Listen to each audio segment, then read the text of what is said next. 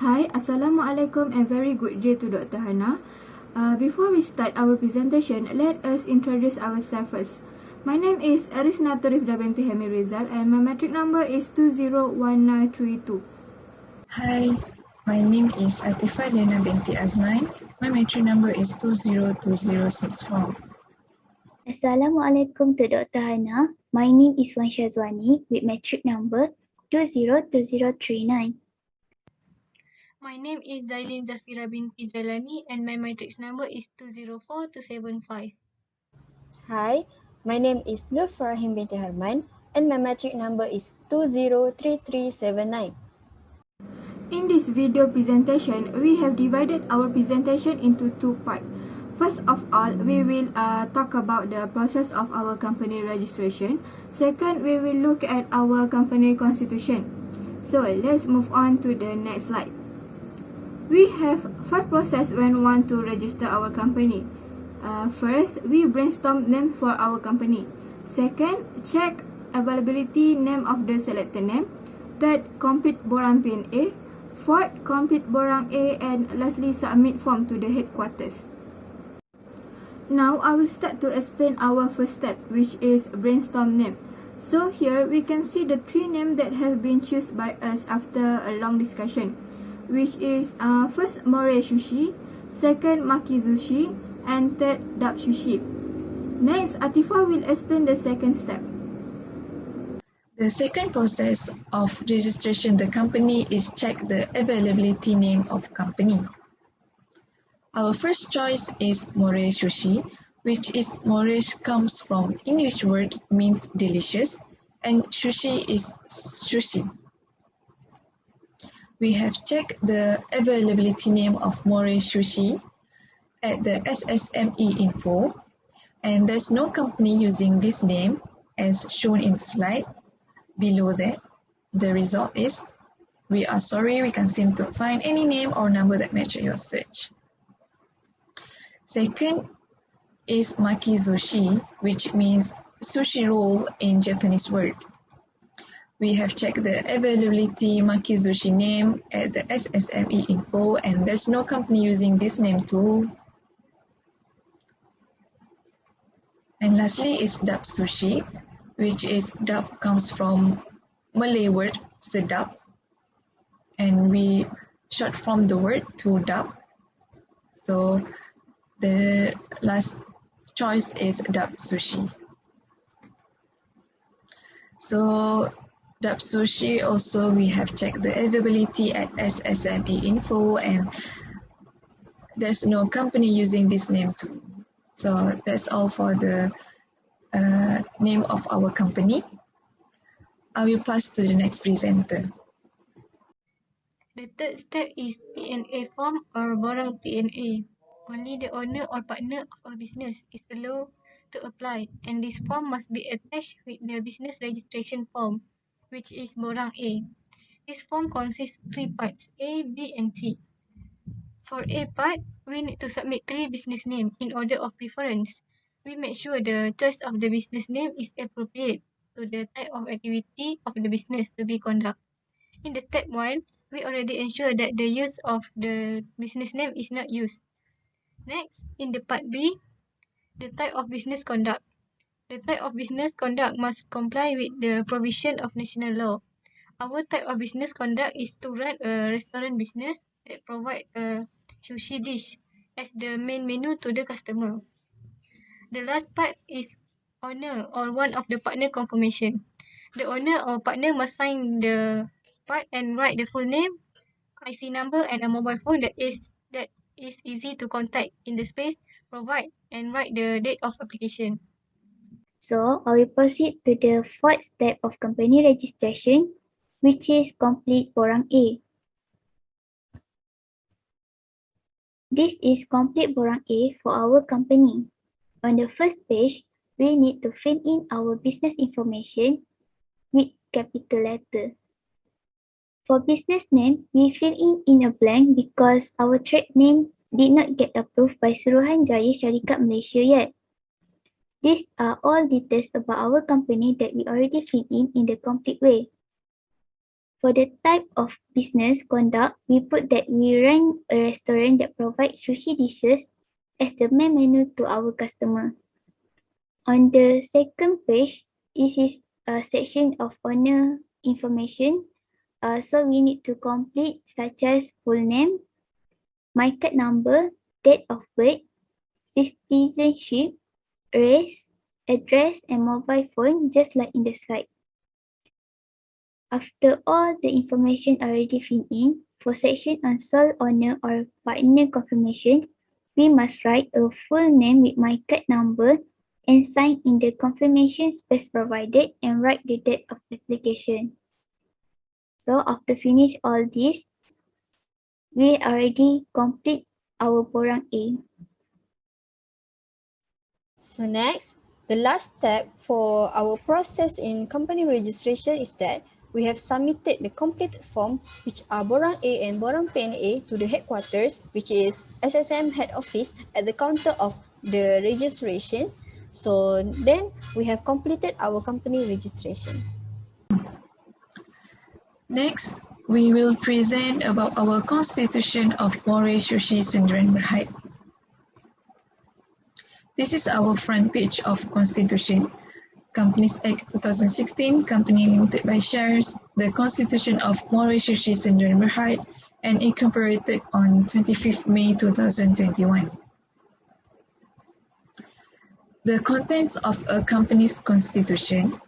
According to Section 35, Subsection 1 in Company Act 2016, subject to the provisions of this Act, the constitution of a company may contain provisions relating to the objects of the company, the capacity, rights, powers, or privileges of the company if the provision restricts such capacity, rights, powers, or privileges.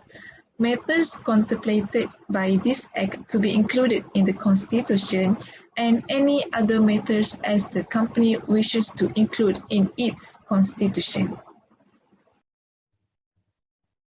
According to Section 35, Subsection 1 in Company Act 2016, contain the object of the company.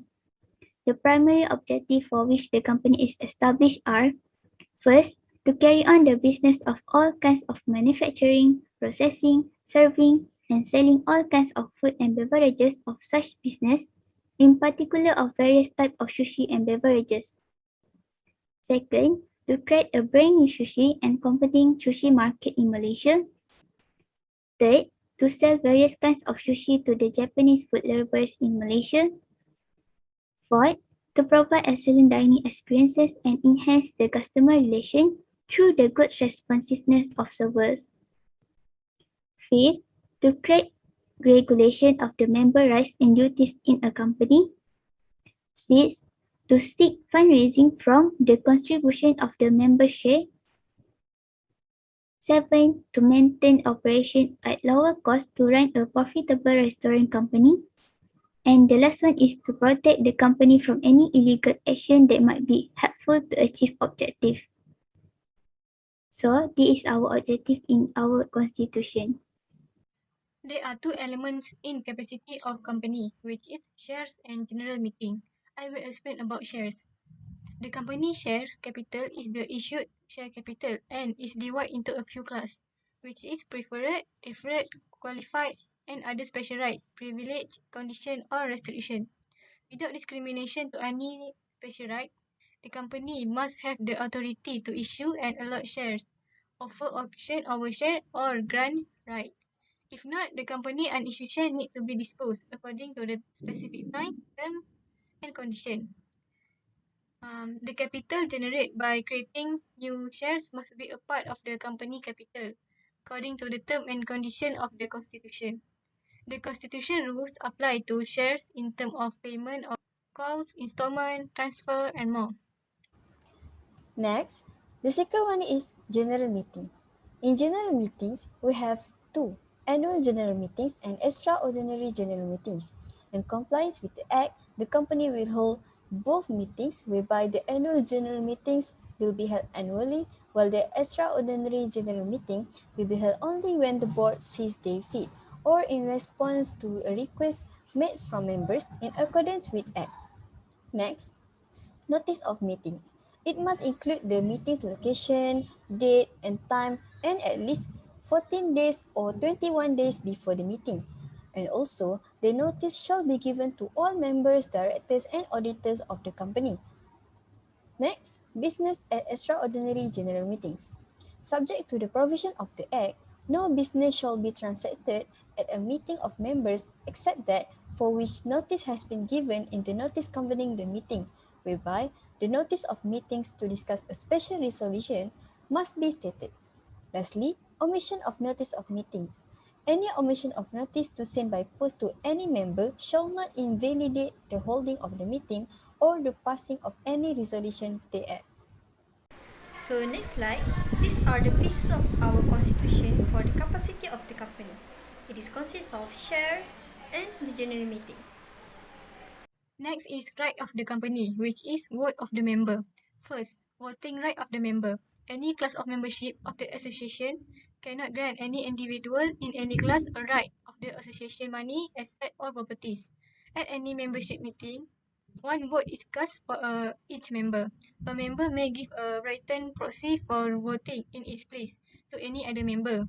On behalf of the absent member, no member may cast more than 2 votes. Second, the appointment of proxies. A member can appoint up to 2 proxies to attend and vote at the same meeting appointed and must be authorized nominee. When a member gets to appoint 2 representatives to participate and vote at the same meeting, the company, that appointment is null and void unless he determines the proportion of his stake in the company that each proxy would represent. The third, member of unsound mind. A member who is of unsound mind or under the law relating the mental disorder may vote in his or her committee or in a person properly administrating his or her state. Next, validity of vote given under the proxy. A vote cast according to the requirement of an instrument of proxy or lawyer must be valid, regardless of the principles prior that unsound mind or related to shares regarding the tool is issued. And the last one, determination or dismissal of a proxy must be made according to applicable laws. These are the piece of our constitution for board of members. Now, I will explain about the privilege or power of the company. There are 8 elements under the director. Okay. First, number of director. The number of director, including the managing director and all executive director, must not be less than 2 nor more than 15 unless the general meeting decided. Next, eligibility. No one shall be authorized to act as a director of the company directly or indirectly in its management, including participating in advisory capacity about the company if he has been convicted by the court of law of an offence related to promotion, establishment or management of a business. Second, has been found guilty by a court of law of an offence involving in bribery, theft or dishonesty. Third, has been found guilty in a court of law by breaching the securities law or the act. Next, director qualification. The company may set the company shareholding qualification in general meeting, and the company should require no shareholding qualification for director until it is placed. The director have the right to obtain the notice at all general meeting of the company. Next, the fees and benefits. The fees and benefits owed to the director must be a fixed sum that the company agrees to in a general meeting. Any director who hold office for a portion of a year will be qualified to be a proportionate share of those fees and benefits. The company must not raise the fees or benefit that owed to the director until a resolution passed at general meeting. Next, director expenses. Director must be entitled to the cost, including all costs incurred by them in relation to performing their function as director, including any expense incurred in attending meeting of the director. Any director who, at the request of the company, performs special service or travel abroad for any purpose of the company may be paid such additional remuneration. Next, disqualification of director.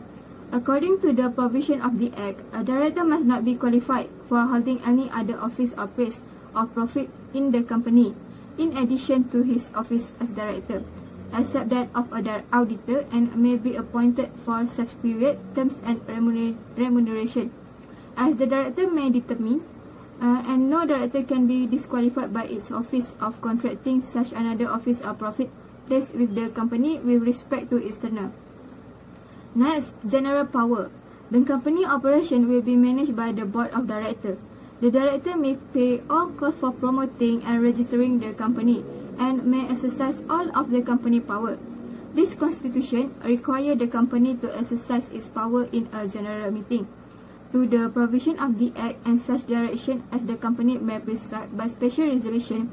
There is no such direction and no alteration of this constitution shall be invalid any prior act of director that would have been valid if the direction or alteration had not been made.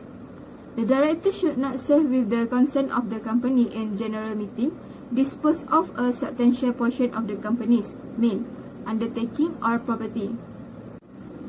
Lastly, power of attorney. Any power of attorney can include such protection as the board deems necessary for the defense and convenience of those dealing with the attorney, as well as the authority for any attorney to delegate all or any other rights, authorities, and discretion vested in him. So this is our constitution for the director. Now I will pass to the next presenter. Next is under section 35 subsection 1C, matters contemplated by the Act. In our constitution, we include the secretary, which is company secretary. According to Act, the secretary shall be appointed by the board of directors for such term at remuneration and as well as such requirements as the board deems appropriate. And any secretary, they have the authority to dismiss secretaries who have been appointed in this manner.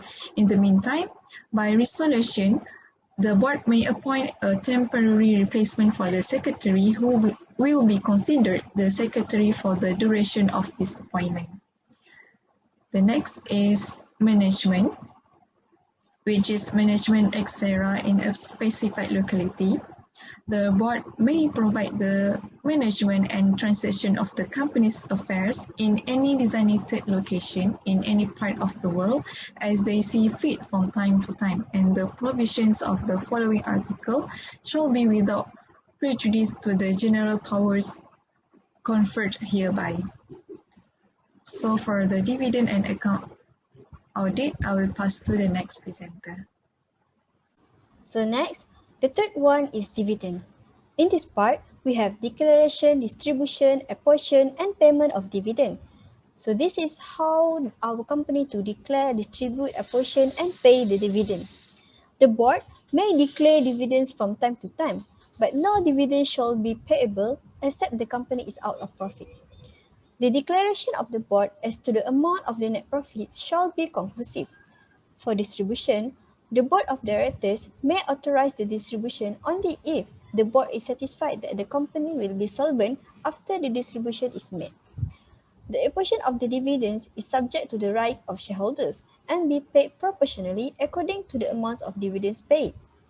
For the payment, under the Central Depositories Act and the rules, any dividend, interest, or other money payable in cash in respect of shares may be paid by check or direct transfer.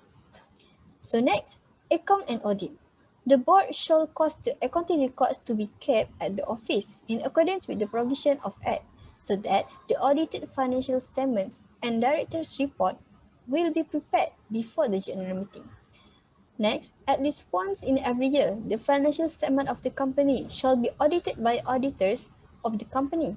Lastly, the appointed auditors and their duties shall be regulated in accordance with the Act. So next slide. So these are the pieces of our constitution for the matters contemplated by Act. The last one under section 35, subsection 1 is other matters. For other matters, under this constitution, we have notices and alteration on constitution. First, service of notice. A notice may be issued by the company to any members either personally or by sending it through post to his registered address or mail address. Next, Where a notice is sent by post, service of the notice shall be deemed to be occurred by correctly addressing, prepare and posting a letter containing the notice. Meanwhile, a notice sent by electronic mail at the time of transmission to a member mail address, provided that the company has a record of the mail being sent and that no notification of delivery failure is received by the company. No other person shall be entitled to receive notices of general meeting except for first, every member, second, every person being a personal representative or the official assignee in bankruptcy of a member, but for his death or bankruptcy would be entitled to receive notice of the meeting. Third, the auditor for the time being of the company, and the last one is the director of the company. Second, alteration on constitution. Subject to the Act, the company may pass special resolution whether to change, alter, or add to this constitution for the best interest of the company as a whole. The Act shall not be done if there are contained prohibited rules in this constitution. Every proposal for amendment to this constitution or dissolution must be well informed in writing to the Secretary. All other officials, together with the Secretary, shall then determine on the date of a meeting to discuss such proposal. Any changes to this constitution must be approved by voting at any general meeting and more than two-thirds of those members present. So, this is notices and alteration on constitution for our company. So, that's all from our group presentation. Thank you.